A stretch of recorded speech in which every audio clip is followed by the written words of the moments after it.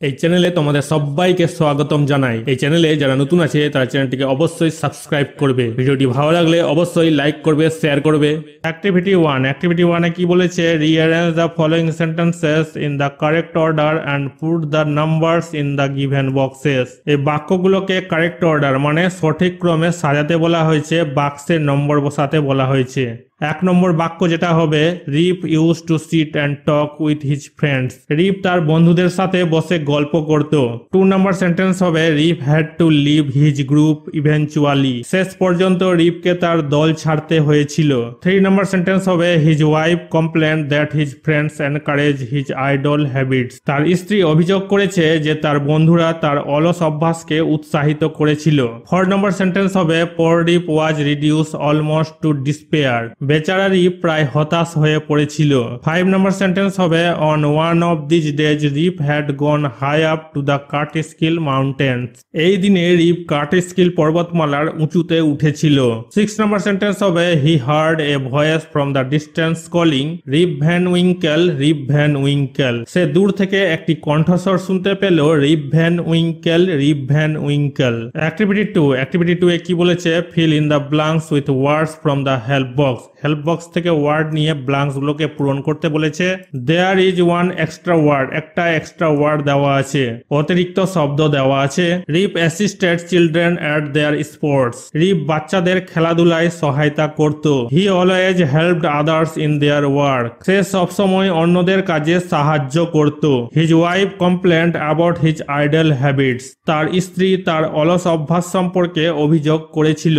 One day Rip went high up the Catskill mountains. একদিন Rip কার্টিস্কিল পর্বতমালার উপরে উঠে। অ্যাসিস্টেড মানে হচ্ছে সাহায্য করা, ওয়ার্ক মানে হচ্ছে কাজ, কমপ্লেন্ট মানে হচ্ছে অভিযোগ, হাই মানে হচ্ছে উঁচু। অ্যাক্টিভিটি 3 তে কি বলেছে? Answer the following question. এই প্রশ্নটার উত্তর করতে বলা হয়েছে। How do you think Rip felt when he heard a voice from the distance calling. দূর থেকে ডাকার আওয়াজ শুনে রিপের কেমন লাগলো তোমার বলে মনে হয়? আনসার লেখা হয়েছে, I think Rip felt a familiar voice from Catskill mountains when he heard a voice from the distance calling Rip Van Winkle, Rip Van Winkel.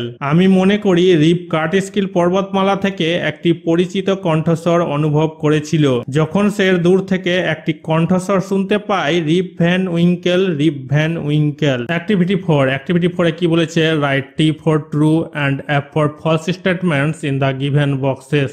বাক্য যদি সত্য হয় তাহলে টি লিখবো, বাক্য যদি মিথ্যা হয় তাহলে এফ লিখবো বাক্সগুলোতে। Give supporting statements for each of your answer. প্রত্যেকটা উত্তরের সাপোর্টিং স্টেটমেন্টস দিতে বলা হয়েছে। A number, the stranger wanted to assist Rip. অপরিচিত ব্যক্তি রিপকে সহায়তা করতে চেয়েছিল। এই সেন্টেন্সটা, বাক্যটা মিথ্যা হবে, ফলস হবে, এ বসবে। সাপোর্টিং স্টেটমেন্ট কি হবে? He made signs for Rip to assist him with the load. সে ভার নিয়ে রিপকে ইশারায় তাকে সাহায্য করার জন্য বলল। B number, all the strangers had beard. অপরিচিত সকলের দাড়ি ছিল। এই বাক্যটা সত্য হবে, ট্রু হবে, টি বসবে। সাপোর্টিং স্টেটমেন্ট হবে, they all had beard of various shapes and colours. তাদের সবার দাড়ি ছিল বিভিন্ন আকার এবং রঙের। C number, Rip felt very thirsty. রিপের খুব পিপাসা লেগেছিল। এই বাক্যটা সত্য হবে, ট্রু হবে, টি বসবে। সাপোর্টিং স্টেটমেন্ট কি হবে? Feeling thirsty he had several drinks himself. তৃষ্ণার্ত বোধ করে সে নিজেও বেশ কিছু পানীয় পান করেছিল। D number, Rip saw that his village had become smaller. Rip দেখলো তার গ্রাম ছোট হয়ে গেছে। বাক্যটা ফলস হবে, মিথ্যা হবে, এফ বসবে। সাপোর্টিং স্টেটমেন্ট কি হবে? He saw his village was now large with more people. সে দেখলো তার গ্রাম এখন অনেক বড়, লোক সংখ্যা বেশি। অ্যাক্টিভিটি 5 এ কি বলেছে? Answer the following questions in complete sentences. এই প্রশ্নগুলোর উত্তর সম্পূর্ণ বাক্যে লিখতে বলা হয়েছে। A number, how did the stranger look, মানে অপরিচিত লোকটি দেখতে কেমন ছিল? আনসার কি হবে? Rip saw a short old man with thick bushy hair and a beard. উত্তর হবে, রিপ ঘন ঝোপঝাড় চুল এবং দাড়িওয়ালা একজন ছোট বৃদ্ধকে দেখেছিল। B number, what happened after Rip had drunk the liquid. Rip তরল পান করার পরে কি ঘটেছিল? আনসার কি হবে? Slowly his eyes eyes closed he fell into a deep sleep. উত্তর হবে ধীরে ধীরে তার চোখ বন্ধ হয়ে গিয়েছিল, সে গভীর ঘুমে ঘুমিয়ে গিয়েছিল।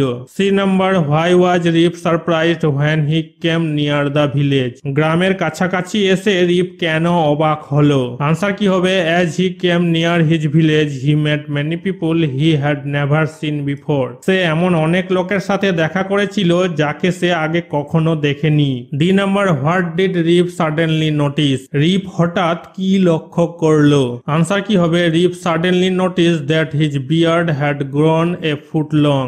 উত্তর হবে রিপ হঠাৎ লক্ষ্য করলো যে তার দাড়ি 1 ফুট লম্বা হয়ে গেছে। অ্যাক্টিভিটি 6, অ্যাক্টিভিটি 6 এ কি বলা হয়েছে? Fill in the following chart with information from the text. Text থেকে ইনফরমেশন, তথ্য নিয়ে এই চার্টটাকে পূরণ করতে বলা হয়েছে, করে দিয়েছি, দেখে নাও। কজ মানে হচ্ছে কারণ, ইফেক্ট প্রভাব।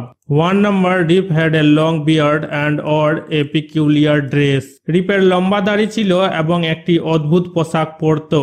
এখানে যেটা লেখা হয়েছে, the appearance of Rip soon attracted the attention of people. রিপের চেহারা শীঘ্রই মানুষের দৃষ্টি আকর্ষণ করেছিল। ইফেক্টে লেখা আছে, রিপস হার্ট ডায়েড অ্যাওয়ে। রিপের হৃদয় মারা গেল। কেন? কজ, কারণটা কি হবে? এখানে যেটা লেখা হয়েছে, at finding himself thus alone in the world. পৃথিবীতে নিজেকে এভাবে একা খুঁজে পাওয়া। 3 number, Rip saw a fellow who looked exactly like his previous self. Rip একজনকে দেখেছিল যে তার আগের স্বভাবের মতো দেখতে। ইফেক্টে কি লেখা হয়েছে? He understood that this was his son. সে বুঝতে পেরেছিল যে এটি তার ছেলে। ইফেক্টে লেখা আছে, অল স্টুড অ্যামেজড। সবাই অবাক হয়ে দাঁড়িয়ে রইল। কজ, কারণে লেখা হয়েছে, soon everybody came to know Rip's story that he had come back after 20 years later. শীঘ্রই সবাই রিপের গল্প জানতে পারলো যে সে 20 বছর পর ফিরে এসেছে। অ্যাক্টিভিটি 7, অ্যাক্টিভিটি 7 এ কি বলা হয়েছে? Answer the following questions in complete sentences. এই প্রশ্নগুলোর সম্পূর্ণ বাক্যে উত্তর দিতে বলা হয়েছে। এ নম্বর কোয়েশ্চেনে কি বলেছে? What attracted the attention of the people when Rip entered the village. Rip যখন গ্রামে প্রবেশ করেছিল তখন কি লোকেদের দৃষ্টি আকর্ষণ করেছিল?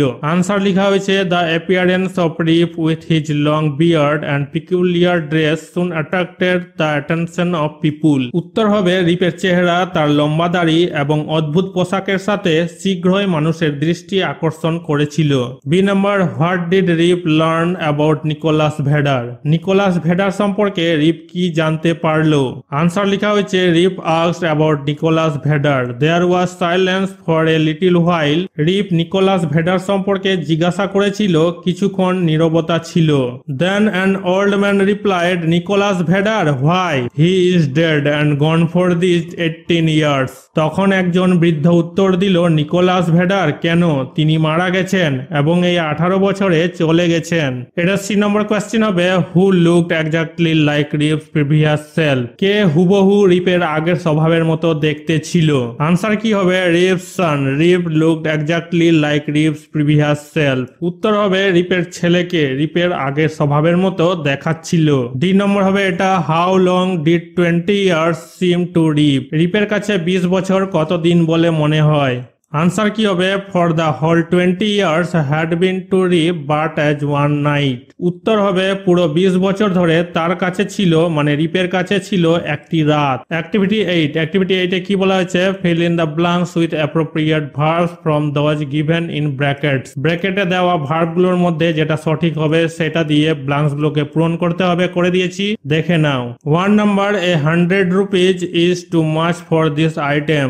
ইজ ব্যবহার হয় একটা জিনিসের ক্ষেত্রে, হ্যাভ ব্যবহার হয় একের বেশির ক্ষেত্রে। ওয়েটস ব্যবহার হয়েছে সিঙ্গুলার থার্ড পার্সনের ক্ষেত্রে ব্যবহার হয়, এস যুক্ত হয় ওয়েটস। এম ব্যবহার হয় একটা জিনিসের ক্ষেত্রে, আয়ের পরে এম ব্যবহার হয়। ওয়াজ ব্যবহার হয় একটা জিনিসের ক্ষেত্রে, পাস্ট টেন্সের ক্ষেত্রে।